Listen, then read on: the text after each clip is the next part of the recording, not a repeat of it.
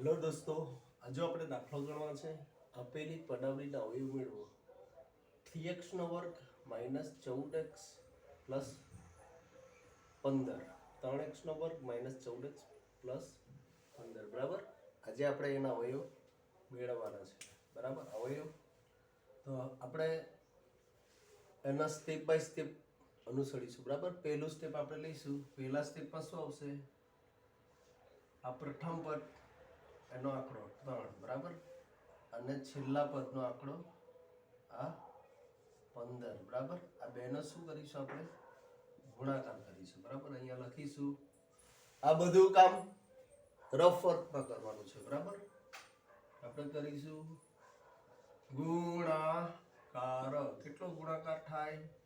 3 ગુણ્યા 15. 3 ગુણ્યા 15, તો 15 તારી 45. ગુણાકાર કેટલો થાય? 45 થાય, બરાબર. આપણું પહેલું સ્ટેપ પૂરું થઈ ગયું.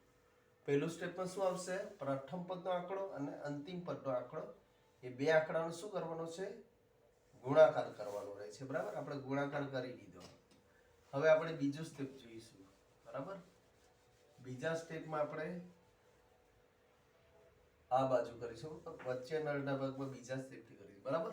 આ તમારે રફ વર્કમાં કરવાનું છે, અલગ પાનામાં, બરાબર. હવે બીજા સ્ટેપમાં આપણે પ્રથમ પદને ભૂલી જઈશું, બરાબર. હવે આપણે છેલ્લા પદના ચિહ્નોનું નામ લખીશું. છેલ્લા પદના ચિહ્નોનું નામ શું છે? સરવાળો, બરાબર. એનો સરવાળો લખીશું, પછી બરાબર કરીશું. આ છેલ્લા પદનું થયું, બરાબર. હવે મધ્યમ પદનો શું લઈશું? આપણે આંકડો લઈશું. શું લઈશું? આંકડો. આંકડો કેટલો છે? 14. હવે એને આપણે વાંચીશું તો સરવાળો 14 થવો જોઈએ, બરાબર. હવે આપણે શું કરવાનું છે કે એવી બે સંખ્યા લેવાની છે જેનો ગુણાકાર 45 થાય અને તે બે આંકડાનો સરવાળો 14 થાય, બરાબર. તે બે આંકડાનો ગુણાકાર 45 થાય અને તે બે આંકડાનો સરવાળો 14 થાય. એવી બે સંખ્યા આપણે શોધવાની છે, બરાબર. હવે આપણે કેવી રીતે શોધીશું તે આપણે જોઈએ, બરાબર. એ આપણે સંખ્યા શોધવાની પ્રોસેસ કરીએ.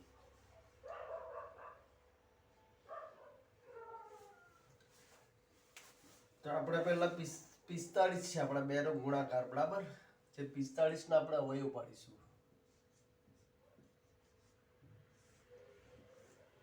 હવે 45 માં એકમમાં 5 છે એટલે 2 વડે ભાગ જશે નહીં, બરાબર. 3 વડે જશે. 5 ને 4 9, બરાબર. અને 3 ની ચાવી લાગે એટલે કેટલા તરી 45? તો 15 તરી 45, બરાબર. 15 માં પણ આંકડાનો સરવાળો 5 ને 1 6 એટલે 3 ની ચાવી લાગશે. કેટલા તરી 15? 3 પંચા 15. 3 પંચા 15, બરાબર. અને 5 ને તો 5 ની ચાવી લાગશે. 5 × 5 અવિભાજ્ય સંખ્યા છે, બરાબર. આપણે 15 ના અવયવ લખીએ. 15 બરાબર 3 ગુણ્યા 3 ગુણ્યા 5, બરાબર. એના પરથી આ જે આપણે અવયવ લખ્યા છે એના પરથી આપણને ખબર પડી જશે કે કઈ બે સંખ્યાનો ગુણાકાર 45 થાય, બરાબર. આપણે જુદા જુદા જૂથ બનાવીએ. પહેલા આનું એક જૂથ બનાવીએ, બરાબર. પહેલા જૂથમાં આને લઈએ, બરાબર. બીજા બે સંખ્યાનું જૂથ બનાવીએ તો શું થશે? 3 ગુણ્યા 3 પંચા 15 એટલે 3 ગુણ્યા 15, 15 તરી 45.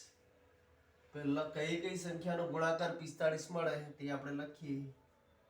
તો 15 ગુણ્યા 3 બરાબર 15 તરી 45, બરાબર. ચાલો હવે આપણે ગ્રુપ બદલી કરીએ, બરાબર. આ ગ્રુપને આપણે પૂરું કરી દીધું. હવે આપણે બીજું ગ્રુપ બનાવીએ, બરાબર. બબ્બેની જોડનું. હવે આપણે આ બે સંખ્યા લઈએ, બરાબર. આ એક ગ્રુપ લઈએ અને આને અલગ રાખીએ. તો 3 ગુણ્યા 3 કેટલા થશે? 9 થશે. ગુણ્યા ગુણ્યા 5 ના 5. તો આપણને કયો ગુણાકાર મળશે? 9 પંચા 45. તો અહીંયા લખીશું 9 પંચા 45, બરાબર. હવે આપણે જે મહત્તમ જે ગુણાકારની જે સંભાવના હતી તેટલા આપણે ગુણાકાર મેળવી દીધા છે. નવું ગ્રુપ બનાવવાની જરૂર નથી, બે જ ગ્રુપ બનશે, બરાબર. હવે આપણે આ સંખ્યાનો સરવાળો શું થાય છે તે જોઈશું, બરાબર. ગુણાકાર તો 45 થઈ ગયો છે. 15 તરી 45. હવે 15 ને 3 નો સરવાળો કેટલો થાય તે જોઈએ. 15 વત્તા 3. 15 ને 3 કેટલો થાય? 18. બરાબર. આપણને સરવાળો કેટલો જોઈએ? 14 જોઈએ. બરાબર. અહીંયા વધારે થઈ છે એટલે આ કામ લાગશે નહીં. બરાબર. આ જે આપણે આખી જે સિસ્ટમ છે આપણે ઉપયોગમાં નહીં આવશે. બરાબર. બીજું જોઈએ 9 × 5 = 45. હવે 9 ને 5 નો સરવાળો કરીએ. 9 + 5 તો 9 ને 5 કેટલા થાય? 9 ને 5 14. બરાબર. આપણને સરવાળો કેટલો જોઈતો છે? 14. બરાબર. તો આ ગુણાકાર પણ અહીંયા 45 થતો છે અને સરવાળો પર 45 થતો છે. બરાબર. એટલે આ સિસ્ટમ આપણને ઉપયોગમાં આવશે, છેલ્લી સિસ્ટમ. બરાબર. તો આપણે જે બે સંખ્યા શોધતા હતા તે કઈ સંખ્યા છે? 9 અને 5. બે સંખ્યાનો ગુણાકાર 9 × 5 = 45 અને બે સંખ્યાનો સરવાળો 9 ને 5 14. એટલે આ 45 ગુણાકાર 45 અને સરવાળો 14 એ બંને શરત સંતોષાઈ છે. બરાબર. માટે આપણે આનો ઉપયોગમાં લઈશું. હવે આપણને બે આંકડા મળી ગયા છે. બરાબર. અને રફ વર્કમાં આપણે સાફ કરીને આપણે બે આંકડા 14 ની જગ્યા પર કેટલા લખવાના છે? મધ્યમ પદમાં 14 છે એની જગ્યા પર આપણે કૌંસમાં કેટલા લખીશું? 9 + 5 લખીશું. બરાબર. 9 + 5. બરાબર. પછી દાખલો ગણીશું. હવે આ રફ વર્કને હું મિટાવી દઉં છું કારણ કે આપણે જે શોધવાનું હતું તે આપણને મળી ગયું છે. બરાબર. એટલે આનું કામ નથી. આપણને આનું કામ છે ને આપણે અત્યારે બાજુ પર રાખીશું. બરાબર. હવે આપણે આગળ વધીએ તો પ્રથમ પદ આપણે લખીશું આ જે છે તેનું તે. બરાબર.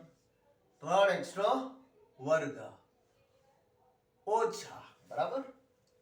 હવે 14 ની જગ્યા પર આપણે કેટલા લખવાના? કૌંસમાં 9 + 5. કૌંસમાં 9 + 5. બરાબર. આના કરે 14 ની જગ્યા પર લખ્યા છે. બરાબર. અને x 12 છે તો આપણે x ને 12 લખીશું. +15. બરાબર. હવે આપણે આ કૌંસ છોડીશું એટલે કૌંસનો ગુણાકાર કરીશું x ને આખા કૌંસ સાથે. બરાબર. બરાબર 3x² ઓછા આ x ને પહેલા આપણે 9 સાથે ગુણીશું તો કૌંસમાં થશે 9x. x 9 સાથે ગુણાશે વત્તા ના વત્તા. હવે x 5 સાથે ગુણાશે. બરાબર. 5 × x એટલે 5x. બરાબર. કૌંસમાં x નો ગુણાકાર થઈ ગયો કૌંસ સાથે. બરાબર. +15. બરાબર. હવે આપણે શું કરીશું? કૌંસ છોડીશું. બરાબર. તો કૌંસને આપણે મિટાવીશું. બરાબર. 3x² ઓછા 9x ઓછા 9x. હવે ઓછા વત્તા શું થાય? ઓછા ગુણ્યા વત્તા ઓછા થાય. બરાબર. એટલે અહીંયા ઓછા લખીશું ને 5x ના 5x લખીશું. બરાબર. +15 લખીશું. બરાબર. હવે આપણે બબ્બેની જોડી માટે સામાન્ય લઈશું. બરાબર. અહીંયા 3x² x છે એટલે 1x કોમન નીકળશે. 1x સામાન્ય નીકળશે. બરાબર. 3 ટાળી 9 એટલે 3 પણ નીકળશે. બરાબર. એટલે 3x સામાન્ય નીકળશે. શું નીકળશે? આ 9 ની અંદર 3 છુપાયેલા છે. 9 બરાબર શું? 3 ટાળી 9 એટલે આ એક 3 ને આપણે સામાન્ય કાઢીશું તો આ 3 રહી જશે. બરાબર. એવી રીતે આપણે 9 માંથી 3 સામાન્ય કાઢવાના છે. બરાબર. હવે આપણે લખીશું x² માંથી 1x નીકળી ગયો છે. x² એટલે શું થાય? x² એટલે x × x.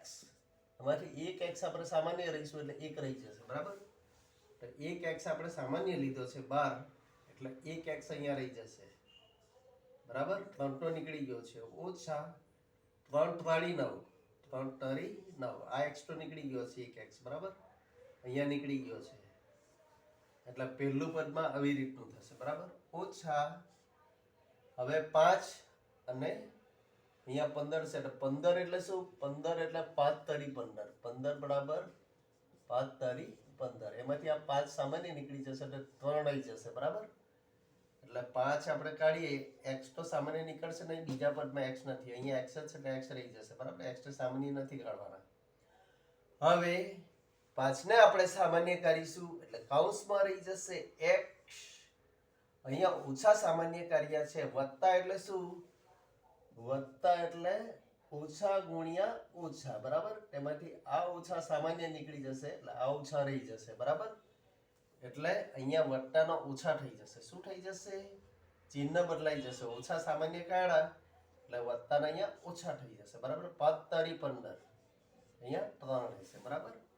આ કૌંસ ને આ કૌંસ સરખા હોવો જોઈએ, બરાબર. નહીં હોય તો કરી દેવાનો, પછી અહીંયા હોય તેમાં લખી દેવાનો, બરાબર. સમજ નહીં પડે તો હવે શું કરીશું? આ પહેલા કૌંસમાંથી x ઓછા 3 કોમન નીકળશે, બરાબર. અહીંયા પર x ઓછા 3 બીજા પદમાં પર છે એટલે આ પહેલું પદ ને આટલું બીજું પદ, બંને પદમાં x ઓછા 3 છે એને આપણે સામાન્ય કાઢીશું કોમન, એટલે બીજા કૌંસમાં શું રહી જશે? 3x રહી જશે, ઓછા 5 રહી જશે, બરાબર. આ રીતે આપણે દાખલો ગણવાનો છે, બરાબર. હવે આપણે બીજી રીત જોઈએ. આ એનો અવયવ પડી ગયા છે, બરાબર. જો આપણને થાય આટલે સુધીનું તો આપણે કામ કરેલું હતું, બરાબર. કયું કામ કરેલું હતું? 9 અને 5 આપણે બંને સ્ટેપથી, પહેલા સ્ટેપ અને બીજા સ્ટેપની મદદથી ગણતરી કરીને 9 અને 5 આપણે મેળવેલા હતા, બરાબર. હવે અહીંયા સરવાળો એટલો ફિક્સ છે કે સરવાળો કરવાનો છે, બરાબર. તો કોનો સરવાળો છે? જો અહીંયા પ્લસ હોત તો બે પ્લસનો સરવાળો આપણે, બરાબર.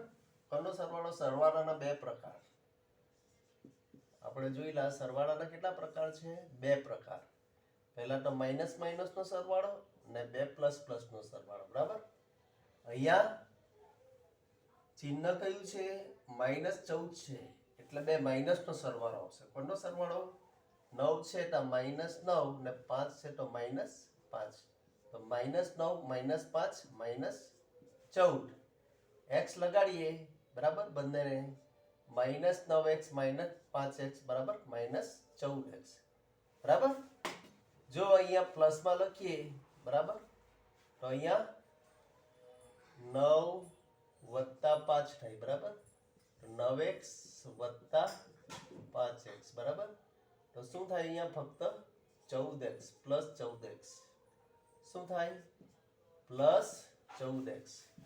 9x + 5x શું થાય? +14x. પણ મધ્યમ પદમાં શું છે? -14x છે. શું છે? -14x. એટલે આપણે આ માઇનસ વાળો સરવાળો લેવો પડશે. -9 -5 સરવાળોનો બીજો પ્રકાર, બરાબર. માઇનસ માઇનસ વાળો, આ પ્લસ પ્લસ વાળો, આ પ્લસ પ્લસ વાળો આને નહીં લેવા પડશે, બરાબર. કેમ? અહીંયા +14 નથી, અહીંયા +14 નથી, -14 છે એટલે આપણે બે માઇનસ વાળો લેવો પડશે, બરાબર. x લગાડી દઈએ તો -9x -5x, બરાબર. કારણ કે 14 ની સાથે x ગુણાયેલા છે, બરાબર. તો આવી રીતે આપણે આ પદને લઈએ તો ફરીથી લખીએ તો 3x નો વર્ગ, પછી મધ્યમ પદમાં -14x ને બદલે આપણે આ લખીશું, -9x ડાયરેક્ટ લખીશું, -9x -5x, બરાબર. આપણે ડાયરેક્ટ લખીશું સીધે સીધું. આ માઇનસ, બરાબર, આ માઇનસના પ્રકારવાળો લઈશું, આ, બરાબર. આ પ્લસના પ્રકારવાળો સરવાળાનો નહીં લઈશું, સરવાળાનો માઇનસના પ્રકારવાળો લઈશું, બરાબર. હવે શું લઈશું? અંતિમ પદ +15. હવે આપણે પછી સામાન્ય કાઢ્યા એવી રીતે સામાન્ય લેવાના, બહુ સહેલું છે, બરાબર. આમાંથી 3x સામાન્ય નીકળશે એટલે કૌંસમાં રહી જશે x ઓછા 3 ટાળી 9 એટલે 3 લખાશે, x તો નીકળી ગયો, ઓછા આમાંથી 5 ને 15 છે, 5 તાળી 15 એટલે 5 એમાંથી કોમન નીકળશે, તો x માઇનસ કોમન નીકળ્યું એટલે અહીંયા વત્તાનો ઓછા થઈ જશે, 5 તાળી 15 એટલે અહીંયા તરી આવશે 3, બરાબર. હવે આ કૌંસમાંથી અને આ કૌંસમાંથી x ઓછા 3 કોમન નીકળશે, x ઓછા 3, તો બીજા કૌંસમાં 3x ઓછા 5 આવશે, બરાબર. આવી રીતે બંને પદ્ધતિથી, બરાબર, આપણે દાખલો ગણી શકીએ છીએ. અહીંયા 14 ને આપણે -14 લગાવીએ તો અહીંયા આપણે લગાવી શકીએ, બરાબર, -9 -5, બરાબર. અહીંયા -14x લગાડીએ તો -9x -5x, બરાબર. આવી રીતે પણ આપણે સીધું સીધું કરી શકીએ, બરાબર. તો આવી રીતે આપણે દાખલો ગણવાનો બે પદ્ધતિ છે આની, બરાબર. જે પદ્ધતિ અનુકૂળ લાગે એ પદ્ધતિથી દાખલો ગણવાનો. આજના વિડીયોમાં એટલું જ. બાય.